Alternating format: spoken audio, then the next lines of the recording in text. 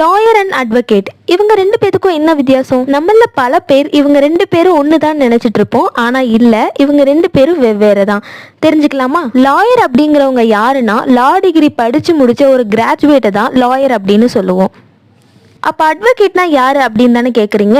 அட்வொகேட்னா வேற யாரும் இல்லை, லா டிகிரி படித்து முடித்த ஒரு கிராஜுவேட் பார் கவுன்சிலில் என்ரோல்மெண்ட் பண்ணால் அட்வொகேட் ஆக முடியும். ஒரு அட்வொகேட்டால தான் ஒரு கேஸை எடுத்து வாதாட முடியும். ஒரு லாயர் எப்படி அட்வொகேட் ஆகிறது அப்படின்னா, ஆல் இண்டியா பார் எக்ஸாமினேஷன் ஒரு எக்ஸாமினேஷன் இருக்கு, அதை கிளியர் பண்ணி பார் கவுன்சிலில் என்ரோல்மெண்ட் பண்ணாங்கன்னா அவங்க அட்வொகேட் ஆயிடலாம். இதை இன்னும் சுலபமாக புரிஞ்சுக்க ஒரு எக்ஸாம்பிள் சொல்கிறேன்.